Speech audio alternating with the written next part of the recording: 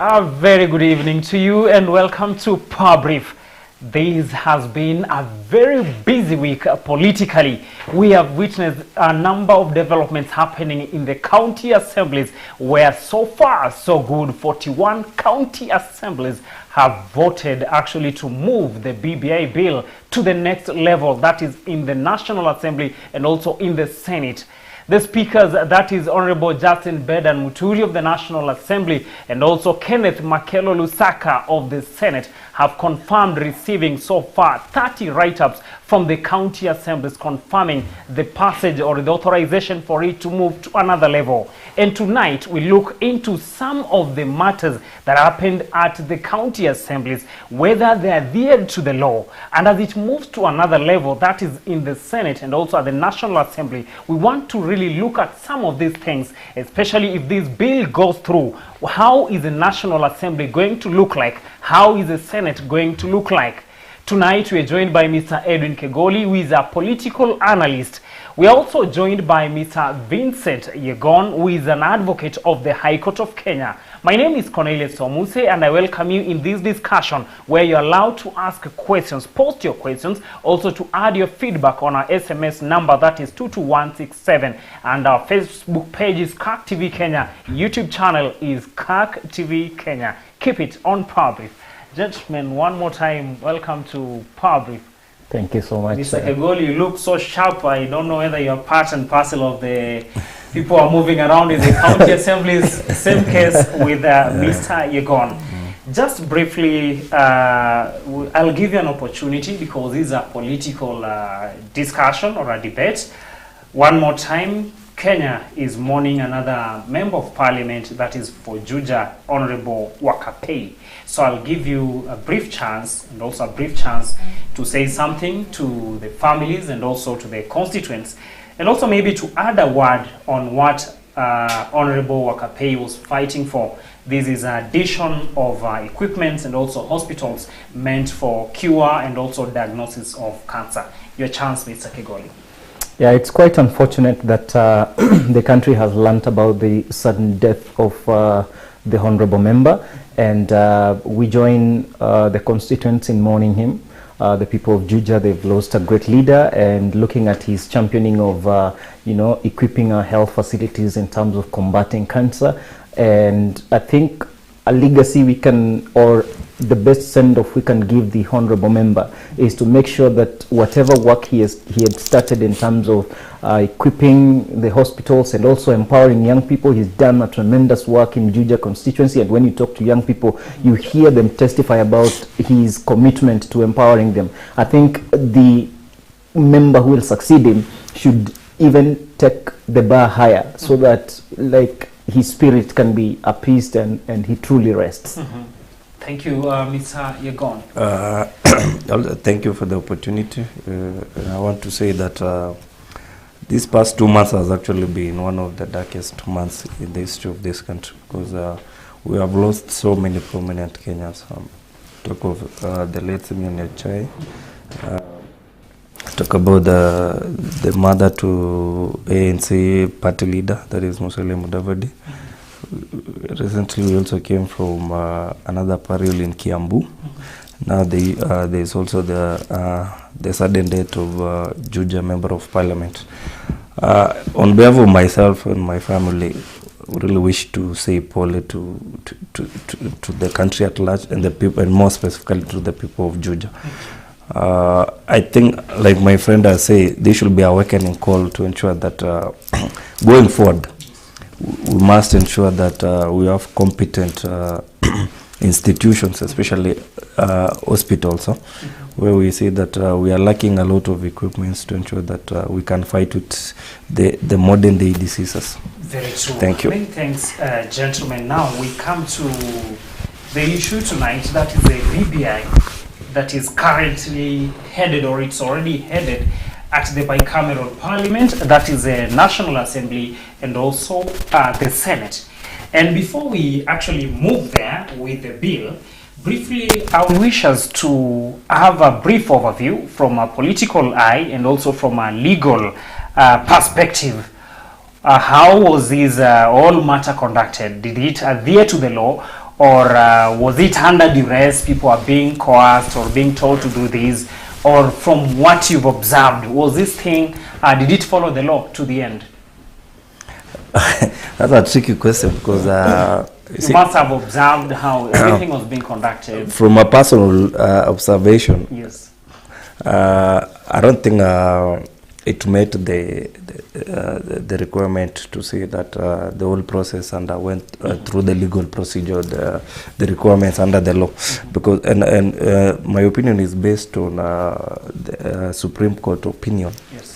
Or judgment that was rendered in Raila versus IEBC and others, that is the 2017 presidential petition, where the then Chief Justice observed that in any election, the procedure, the process is also more important, just like the results. And I would really wish to bring to your attention that going by what we saw, what was happening throughout the 47 county assemblies, the intimidation, the name calling, the corruption, money exchanging hands between the executive and the county assembly. I will say actually, even though the members of the county assembly at the end of the day have a constitutional right to either adopt the document or reject, we will see that from a third perspective, I will say that there was a lot of interference at the independence of the county assembly, the members of the county assembly. And if I may submit an independent opinion, I might say I'll give it 60 to 40%. Many thanks. Yeah. Let's also hear from Mr. Kegoli. Maybe he witnessed a different thing from you. Yes. Because actually this sets a precedent that even in the future, now that we are having a system of governance, that we have devolution, in future, suppose you take over in 2022 as a president and maybe you are not in agreement with this, you may want to have a change. Do we follow this same procedure? Has it adhered to the law, or it is something, as my brother is trying to actually explain, from the other side? Well, you know, every person will have their opinion and perspective about this whole thing. But from my angle or position of sitting, the BBI process has been above board. And we actually did not walk to county assemblies to order MCAs to vote in a particular direction. What the process dictates after IEBC verifies signatures is that the Electoral Boundaries Commission is supposed to transmit the signatures now, the bill, into county assemblies so that they may vote on it. And we've seen overwhelming support, even more than what we anticipated. And I submit that this process has been legally sound, and that it has followed and exhausted all legal avenues and mechanisms that they are to offer. So in my honest opinion is that BBI, as far as it is right now, it has been constitutionally sound. It has adhered to all the pieces of legislation that guide the process of getting into a referendum. And we've seen really great effort from the National Assembly, the JLAC bill, the referendum bill, that they're making great progress in terms of making sure that the country is well guided in terms of holding a plebiscite. So if future engagements are going to be in accordance with the referendum bill that right now is before National Assembly. So once it has been passed and the president assents to it, it becomes law, so we'll be well guided. But then again, we're looking at the constitutional provisions. The IBC did its part, and now county assemblies have transmitted the results into National Assembly, which of course will debate the resolutions and everything, and then pass or reject. But in this case, I see it passing through the National Assembly, actually through Parliament, and then now bringing the bill to the people, because they are protected clauses that have been affected, and my legal friend would tell you that require the input of the people. So when we get at the stage now where the people have to have the final say on the BBI document, we will get there. So at this point, we are talking about National Assembly and Senate. Thank you. Yes. I really wish to differ a little bit with my brother, because the question you asked was whether the process that underwent through the county assemblies was transparent in our own opinion. And I think to him, the whole process was above board, which I really differ, because almost you'll remember that county assemblies were promised that if they pass this thing, they will be given 2 million for car grant. You will remember was the 2 million pegged on the BBI, or it is something that has been there as a discussion for a long time? Of course, it has always been a discussion, but it was politically correct or convenient at this time and age that MCAs were actually told that for you people to get this amount of money. Remember, almost all other union body or civil union bodies in the country has actually been trying to negotiate with the government to increase their dues and salaries and allowances. But the country, the treasury has always been stating the fact that there is no money currently. But when it came to the issue of MCAs, remember, the government is always tactful, and they knew that the fact that the members of county assembly were very important in this BBI process, and without their input, without them passing or giving a note to this to the referendum, to this document, we will not be talking the way we are talking right now. Remember, you saw secretary generals for respective particular parties writing letters addressing to the county assemblies, telling them that the party position is that you must pass this BBI document. Then when you see this particular secretary generals of these particular parties writing to the MCs, in essence, what they are trying to do, they are trying to compromise the independence of these respective county assemblies, because they are saying, in a nutshell, they are saying this is a government priority, this is a government document, and being a member of this party, you have no other option than to pass. In fact, for our Jubilee party, the SG, that is Rafael Tucho, was very clear. In fact, he told the MCAs that failure to pass this particular document, there will be consequences. And in my humble opinion, I think that is what changed the game. That is what made all these things to happen. Because, as you know, this country, how things happen, today you will be visited by DCI, tomorrow you'll be visited by the Ethics and Anti-Corruption Commission. If you don't toe the line, the government line, the way they want, things will not work well, especially when you are a politician. Before I bring in Mr. Kegoli, yes, Wakili Vincent, yes, there is this, I won't say an argument, yes, but I think it's been the call that the yes, president and the former prime minister have been having. Yes. Explaining the reasons as to why they came up with the BBI. Yes. They talk of, we've been having a country, yes, that fights after every general election, yes, and we lose billions. The other day, Musalia was also advocating, yes, the same statement. He was talking of, yes, let's use this, but to save more. Yes. Don't you buy that argument that indeed Harry will solve the political question, then these other questions of these other unions, the medics and others, can follow when the country has peace? Do you buy that argument, or to you it is something that does not hold? Personally, I don't buy that argument, because that is a fake argument, to say the least, because we all know what is ailing this country. The mischief which BBI intended to cure was first and foremost the electoral injustices in Kenya.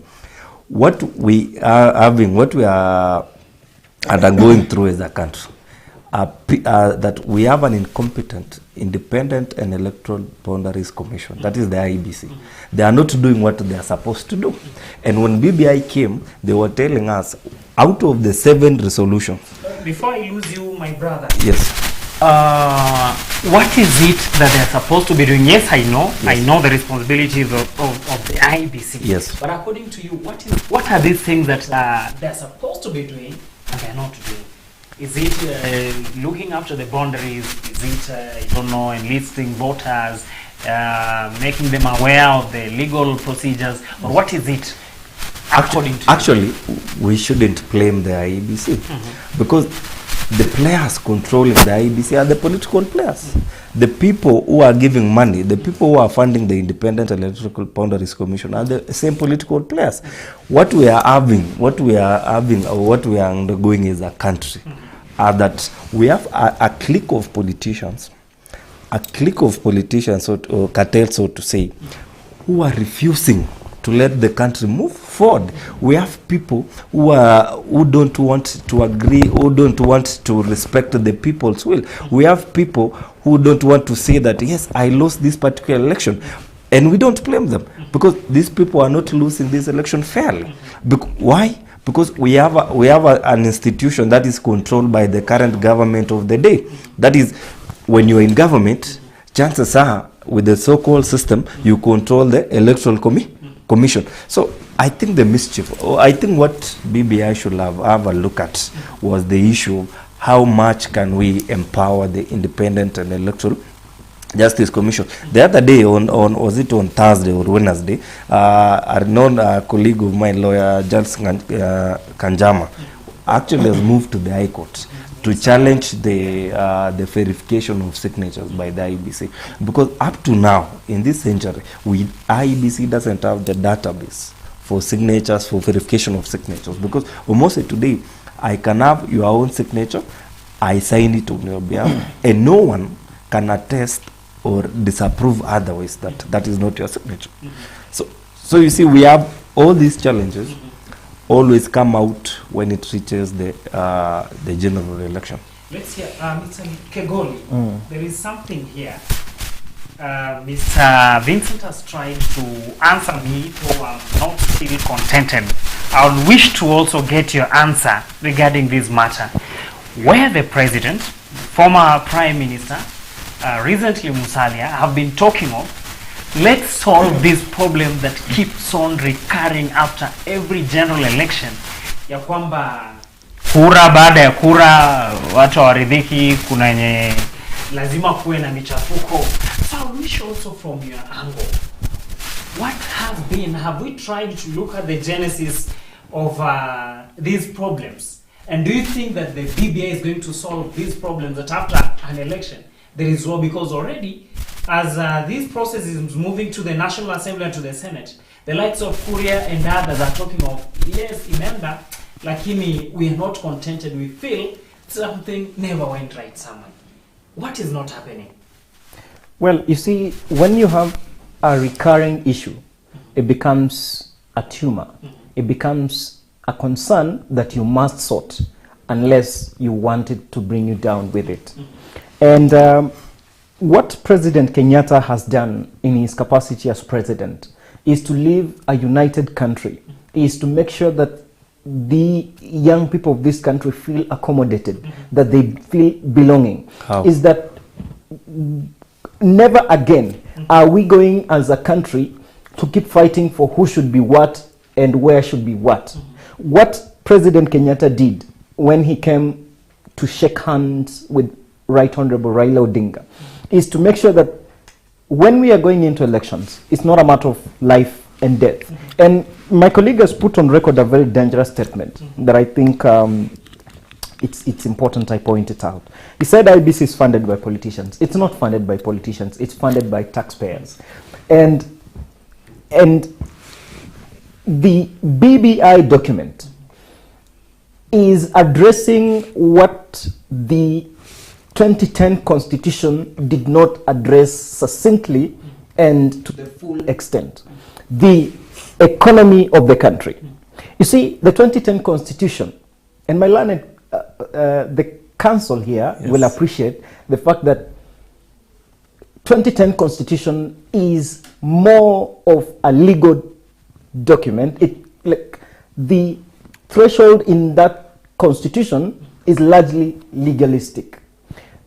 It did not sit a lot of weight on the economy of the country. When you read Article 43, you will appreciate the fact that it needed to be expounded. And that is exactly what BBI is coming to do. What we as BBI proponents are doing is to put more substance, more value into the 2010 Constitution. And Cornelius, you will permit me to say this. Right now, what BBI is doing is to address itself to the pressing issues of the 21st century. Right now, the biggest question of the time is how to create and sustain economic turnaround, growth and development. Because look across the world today, economies have shrunk, jobs have been lost, people have had their salaries slashed. And what BBI is doing right now is to propose measures and initiatives and ways on which women, young people can be empowered. And Cornelius, you'll appreciate in your visiting of your rural areas, you see need to empower young people. We see young people lacking prospects for the future. What BBI is saying is that wherever you are in this country, it doesn't matter whether you come from Mandera or Garissa or Western Kenya, Nyanza, Central, we are bringing incubation centers right at the ward level, in every ward, so that, Cornelius, you don't have to travel to Nairobi to make your dreams come true. And the learned friend here will appreciate that we need pieces of legislation that will give life to BBI, because BBI is just like the Constitution, which is given life by the pieces of legislation that sail through National Assembly and Senate. And that's what you're going to do. So the process is still underway. When we pass BBI, there are motions that will be introduced in Parliament, of course with timelines, and Council will appreciate that after some time, that these pieces of legislation, once they exhaust the legislative process, they'll become law, and now they will operationalize the amended constitution. And lastly, is that, you see, Tuju can ask you do ABCD, but when now you are in the county assembly, it is you and the people who elected you. You see, when you are elected representative, you don't owe allegiance to anybody else apart from your constituents. So if constituents tell you, go vote for BBI, that's what you need to do.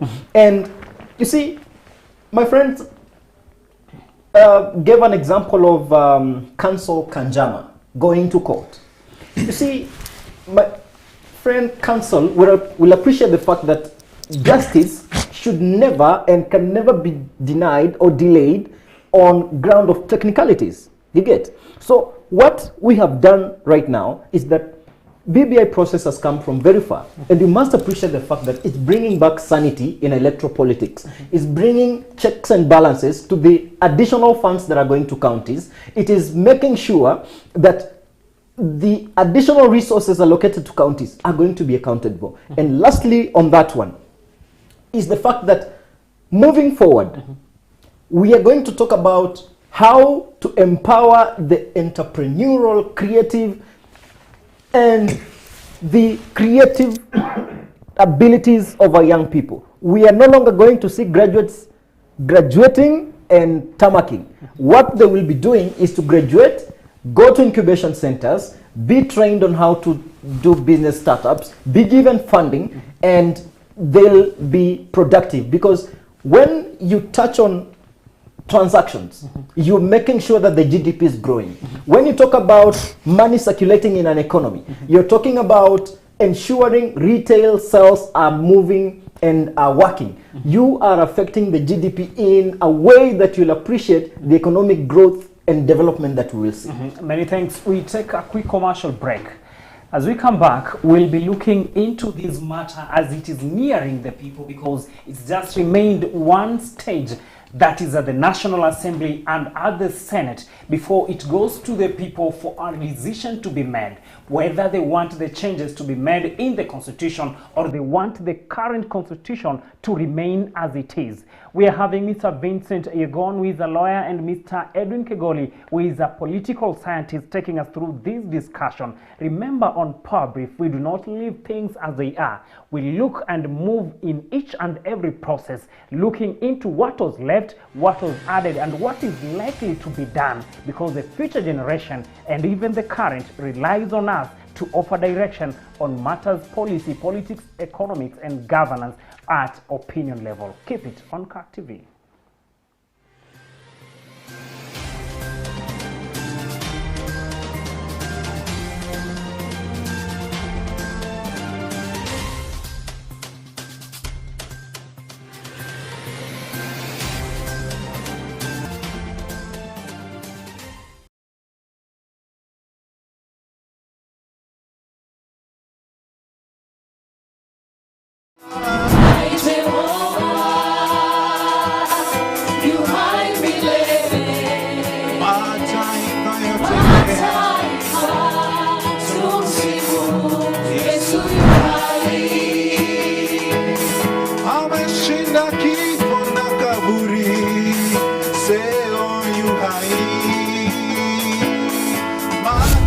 What is praise and worship? Worship from a Hebrew word means to bow down. The whole team need to be dedicated to the Spirit of the Lord, not practicing as separate entities. Hallelujah, nitasifu kufika mbinguni. Oh, sana nitaingia kwa shangwe, nitaingia mimi. Nitaingia lango lake na sifa moyoni. Nitaingia kwa shangwe kuu. Ukeketaji si ati ni kitu unakatwa na inaisha. Ni kitu inakufata maisha yako yote. Manake sehemu ikikatwa, ikishonwa, ikatwe, ishonwe tena inazidi kwa ndogo tu. Wengine wamenikalia hapa, wengine walinishika mkono saidi, wakanichoma kwa nguvu. Ibaki nafasi kidogo ya kukojolea peke yake. Ukiintafia na nature, lazima pia iko na madhara yake. Time ya kuzaa mtoto amekufa. Ile mtoto alitoka. Kutoka tena ile uterus zilianguka chini mpaka ile rokoto. It entails uweke vidole viwili ndo uexamine. Inakataa hata the last finger ndo inaweza tu kuingia. Behind the beauty in Tana River County, there is the ugly face of female genital mutilation.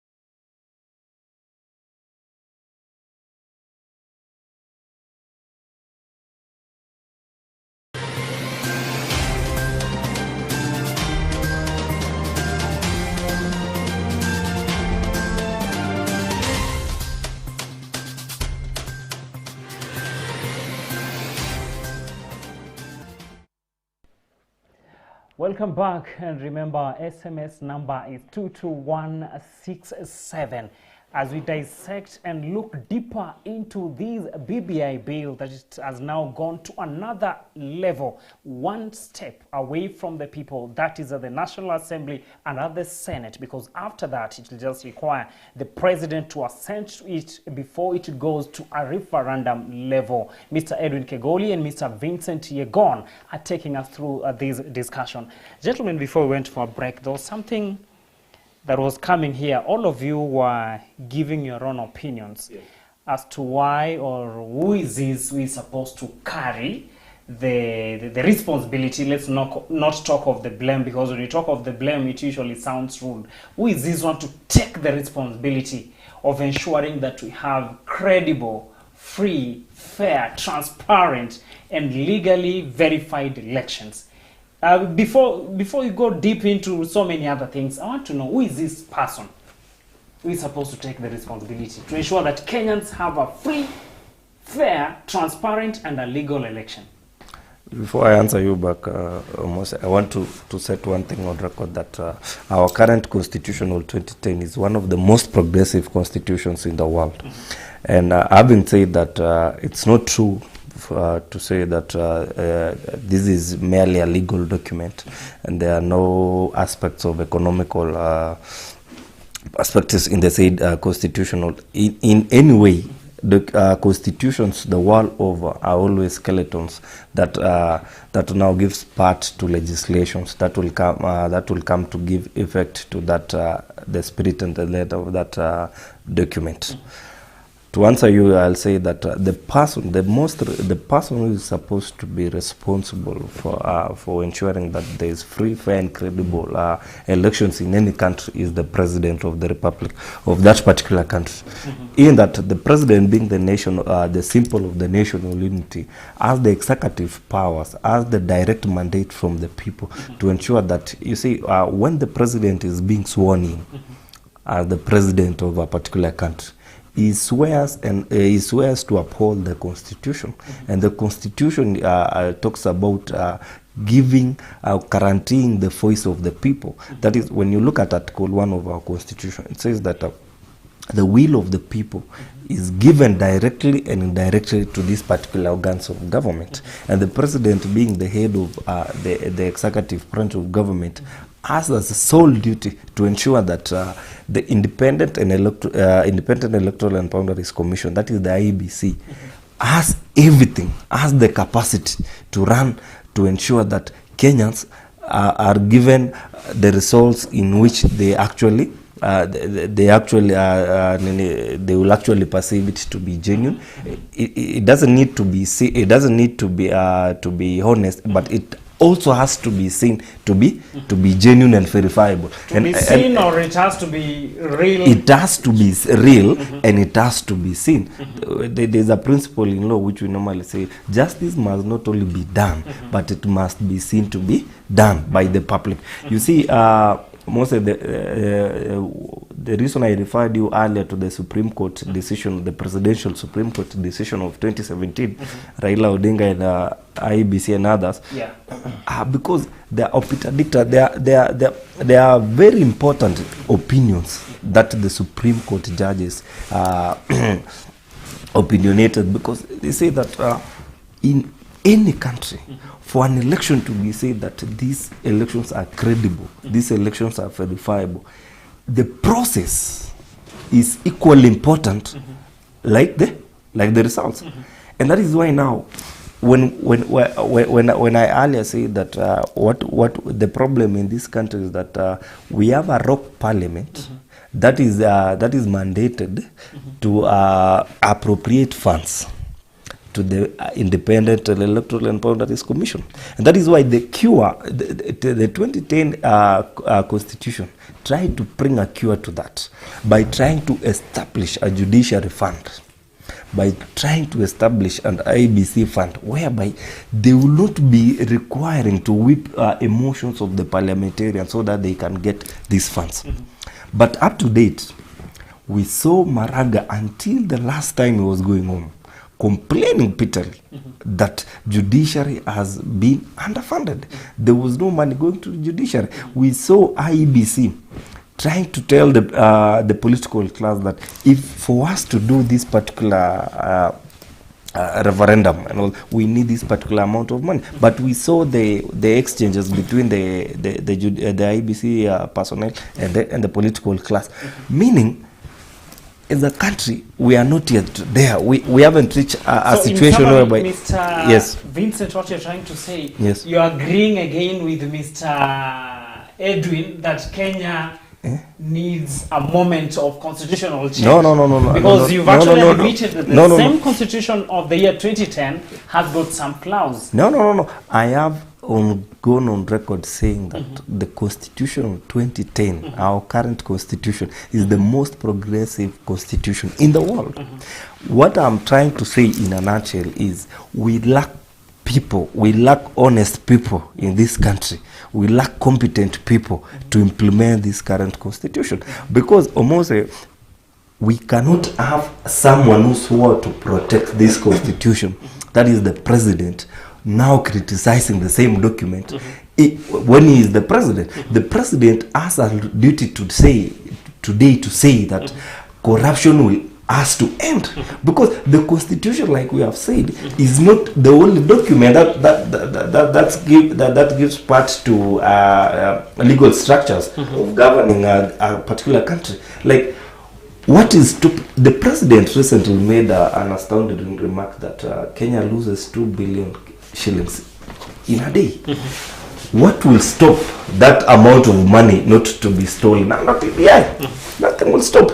Because in a nutshell, what I'm trying to say is we have everything that a country needs as far as the legal structure is concerned. What we lack are the competent, honest individuals to implement. Thank you, Mr. Yegon. But now, where we are is that the reggae is actually being played. I can see Kegoli dancing to it. The train has left the station. So, whether we agree with it or we don't agree with it, things are already moving, the ball is rolling, Yes. and it's just one step away to the referendum. Yes. After the National Assembly, the next stage you had yesterday, Junet Mohammed talking of from tarehe moja ni moja kwa moja kwa wananchi. Yes. Now we have it here at hand. Yes. What we're interested in is to look into this thing so that citizens can understand whatever is going to be with them. Yes. Whether it's the right thing or it's not the right thing, because it will be either yes or no. That is how referendum is usually done. Yes. Now, there is this thing here, after the BBI was passed overwhelmingly by these county assemblies, Moses Kuria, who is one of the opponents, I don't know, the opponents of the BBI, went to his social media and talked of, we are going to have 640 members of parliament to balance hizo mahesabu and other additionals. And he said, shauri yenu hawataishi kwangu. Edwin talked of it's going to solve the economic question, but the worry and the fear that the opponents of BBI have is how it's going to be costly. Musali himself admitted in one of the media stations in this country that indeed it's going to be costly. So Edwin, are we moving left then right, left, right, or which calculations are we going to employ, especially if we're going to have a very bloated National Assembly and the Senate? I do not see it as bloated because, one, the census that was conducted clearly shows our population has grown from the 2009 census. When population grows, that means there is need for more representation, because the president gave a very good analogy. You have a constituency of 100,000+ people, and then you give them 100 million for CDF. How much money is supposed to go for construction of classrooms? How much money is going to assist children in bursaries? How much money is going to aid in other essential services that a member of parliament is entitled to do under the CDF? That's the question the president posed, and then said, what if we divided that constituency so that we retain the 100 million allocation to the constituency, but now almost half the population? You get? So that means a needy, bright student in a classroom somewhere is going to have a fair chance at education. That school with dilapidated classes or classrooms are going to get a fair chance in renovation. Other essential services that a member of parliament is supposed to render are going to see the light of day. But when you have too many people that surpass the CDF budget, it becomes a problem. So, and then again, it is a constitutional requirement, council will agree with me, that Electoral and Boundaries Commission, the IEBC, is constitutionally mandated to review boundaries after a certain period of time. And the review right now is just happening that it's intersecting with BBI.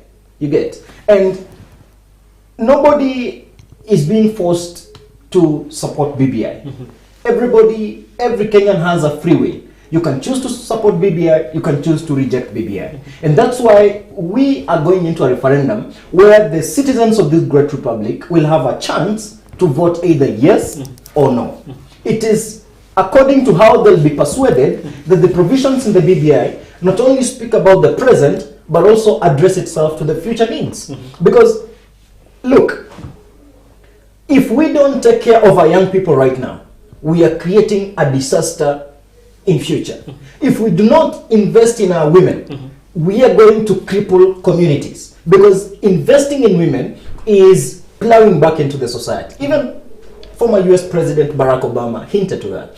And the president's agenda has always and will always remain focused on young people, focused on women. Look at KWFT. It has done a tremendous job in terms of empowering rural communities. Women in rural areas speak so well about this KWFT. They have really invested in these women. What BBI is doing through these incubation centers is now to even amplify such effort in rural areas so that we open them up. Because look, our GDP is mainly supported by agriculture.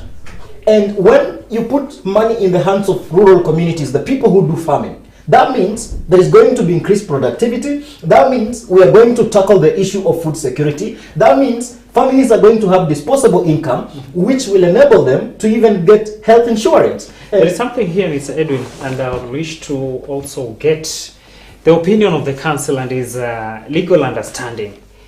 BBI proposes that every county will be producing 2 senators. That is woman senator and another male senator. We have 47 counties. Yes. So there is a headache amongst many people, especially who want to know more about this arrangement. One county has 2 representatives, or one county with the 2 votes. How legally acceptable is this arrangement that Edwin from Nairobi County is going to join another person of the opposite gender? They go to the national to the Senate and then make a decision on behalf of one county. Aren't we opening another open door for? True.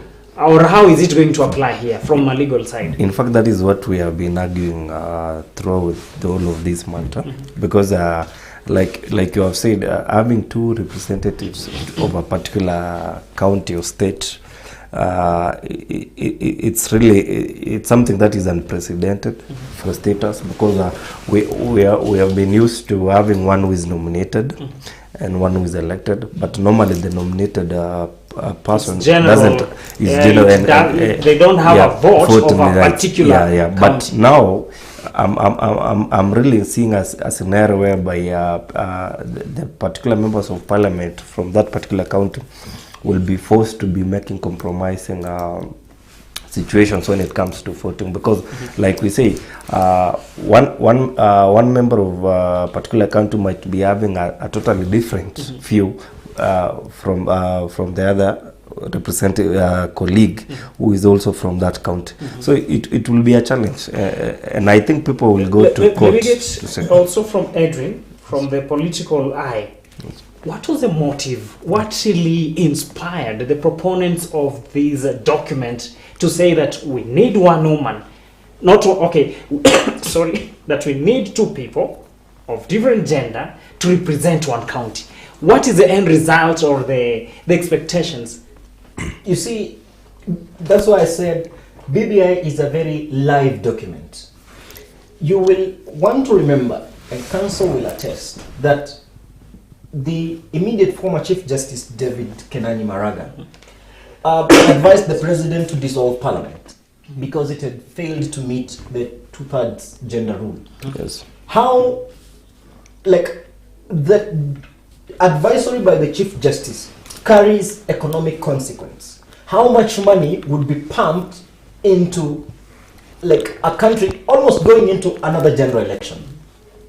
That decision would have been proved so expensive, economically speaking.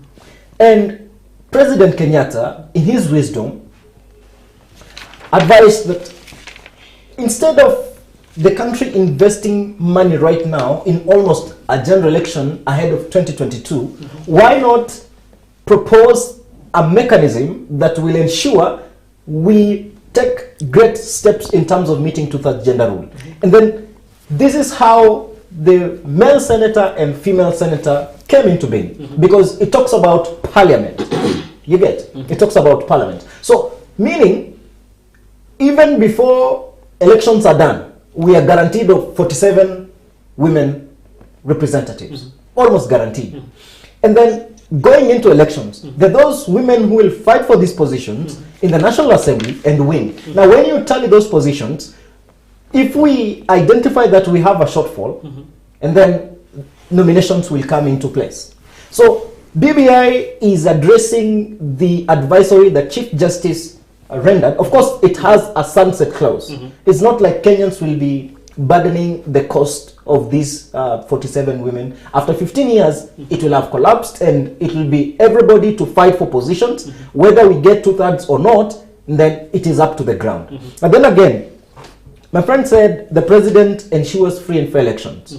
When you go to Chapter 7 of the Kenyan Constitution, when you read the IEBC Act, it will tell you that it is up to or even upon the Independent and Electoral Boundaries Commission to ensure a free, fair, verifiable, justifiable elections. So it's not up to the president. But then again, somebody would say, how can you delink presidential interference in the IEBC? And you see, IEBC is a constitutionally independent body, and council will appreciate that.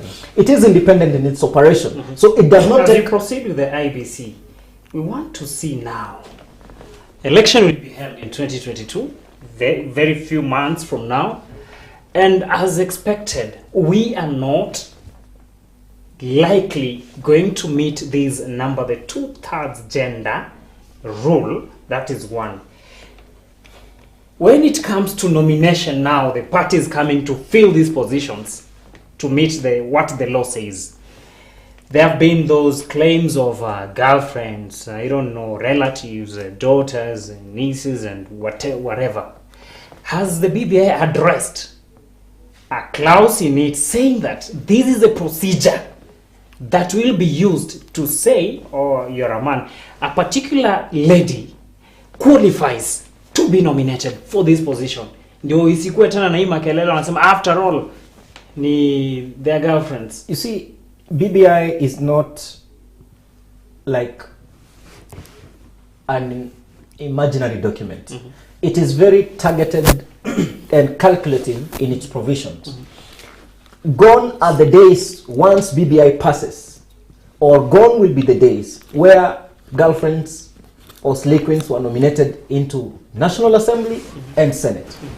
What is going to happen is that nominations are going to be given priority to those who contested in the elections, say they came runners-up or third after, like following a verifiable process that you had invested in this. So you must sweat fast. Yes, you must prove that I have decided to go into leadership, so that we just don't go pick people from the streets who even do not know what they should be doing, and they go into parliament is to earn a salary and flaunt everything and show us how they are very well, and they cannot do anything. So we want people who can step up to the plate, people who can show leadership qualities. And I think that's a good thing moving forward, because we've seen how nominations have been conducted in this country. People could meet in a hotel somewhere and they agree on Wakili Yagon should be given something, even when you've not tested that somebody can deliver. So we are going to see a change or a shift in narrative, where we are able to see Wakili Yagon has been or has proved that he can do well here, he can do well there, so he's the best, and he had actually stepped up the effort. So that's how people are going to be selected or nominated. Thank you, Edwin. Now, there's something here that will not bypass. This arrangement of the new system, suppose the BBI goes through, I know Edwin is working, burning the midnight oil to ensure that it passes together the like-minded. Here, we're going to have a system where we have a president and a prime minister. And in this arrangement, we are told that the president will appoint the prime minister. The president appoints the prime minister, and this person, whoever qualifies to be the prime minister, is a person who comes from the majority party. There are other reservations against arising from this proposal or this clause, that there are highly likely chances that the president and the PM may come from the same community. That's one headache that is disturbing many people. Secondly, a scenario where now issues that used to arise when we had the Nusu Mkate government may still now be coming back. I was not consulted, I was consulted. Or you'll find a scenario where the PM will talk of PM may contribute number hapa ndani and the president, but the president still is the head of state and government. Aren't we now jumping from one frying pan to another one?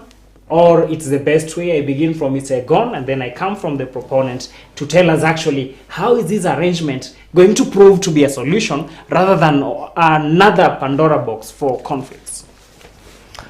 Like I said before, to me, BBI did not cure the intended mischief.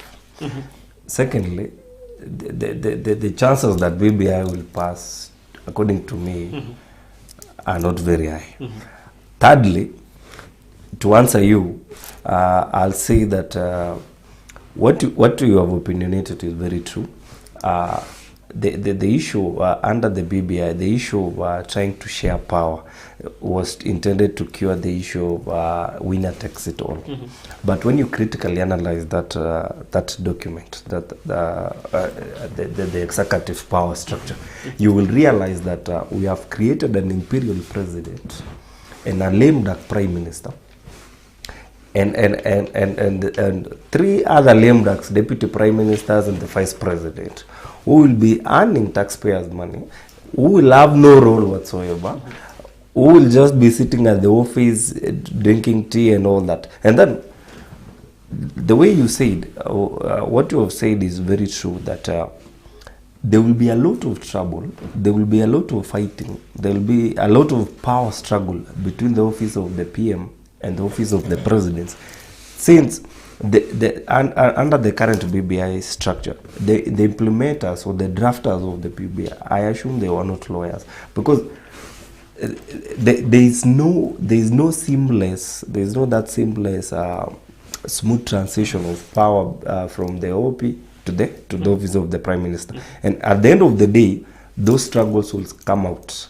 And just like you said, to avoid that, I'm telling you, I can assure you that the president will ultimately pick someone who is not oppressive, who is not popular, who is not a threat, so as to say, to the office of the prime minister. And ultimately, Kenyans will not be satisfied. Ultimately, we will not have solved what we ought to have solved by coming up with BBI. Because truth be said, and that is where I've been waiting for this conversation. Because if indeed Raila and Uhuru was telling us that we need to cure all this winner takes it all, the BBI drafters will have ensured that we have a stronger prime minister position, we have a stronger office of the official leader of opposition, so that at the end of the day, the people who subscribe to that politician, the people who subscribe to the second runners-up will feel accommodated in government. Thank you, Gon. Time is really running out of us. And Mr. Kegoli, in summary, how are you going to harmonize the working relationship between the office of the Prime Minister and the President to ensure that it achieves what actually the proponents of the BBI are preaching to achieve? Thank you so much. My colleague said there is a lot of mischief in BBI. I want to put across that there is a lot of transparency and openness in BBI. Number two, no, I said the mischief that BBI wanted to cure was the electoral violence, was the issue of winner takes it all. That is the mischief. It's not the BBI document. So, what we intend to do with this document is that just focus on the PM and the President. Yes. So you see, we cannot already anticipate collision because there is clear definition of roles. The office of the President is the topmost office, and the President appoints the Prime Minister. The President can dismiss the Prime Minister. So in fact, when you read the BBI, it is unlikely the President and the Prime Minister will come from the same ethnic community. So that is well taken care of. So if the President comes from community X, the other one will come from community Y. You get? So moving forward, what we intend to see is a BBI with a coordinating or coordinated working effort. And I heard you said this is a closing statement. I wish to say this to Kenyans, that the defining question of the time is how to recover and then develop from the ravages of COVID-19. What we need to do as a country is let us rally effort around a document that promises what young people have been yearning for. And if you want to realize development in this country, then I ask you tonight to support BBI. If you want to see a country that is opening up rural areas and empowering ward communities and people at the grassroots level, I ask you to support BBI tonight. If you want to see a country where elections are no longer a matter of life and death, I ask you tonight to support BBI. If you want to see a country that is progressing from the efforts of a progressive 2010 constitution, emboldened and incubated by BBI, then I ask you tonight to vote for BBI. Many thanks, Mr. Edwin. Time was caught up with us. Hope Mr. Egon, have you crossed over? Yes. Or is still No. 1 second? Well, I will only urge Kenyans to be careful, to read the BBI document and make a sober decisions. And on my side, I'll say if you value democracy, if you value independence of the judiciary like some of us, please let us reject this BBI. We have time to implement the 2010 constitution. And for your information, what the BBI proponents are saying that the 35% that will go to the counties, there is nothing stopping the current dispensation, the current regime from achieving that now. BBI is costly, and to us, BBI is not a priority at the moment. Kenyans are Many thanks, BBI. gentlemen. That brings us to the end of our discussion tonight. The two gentlemen have taken different positions on matters BBI, and this makes the country to progress forward because each and every individual tries to look into matters with a third eye, saying why do we need this and why don't we need this. That has been Mr. Vincent Yegon, who is a lawyer, and Mr. Edwin Kegoli, who is a political scientist. We appreciate your responses on our social media platforms and also your contribution on our SMS number. Always let us remember to maintain our national mantra of peace, love and unity, because Kenya is ours and Kenya needs us more than we need it. For me, Cornelius Omuse, till next week, God willing, I wish you a very good night.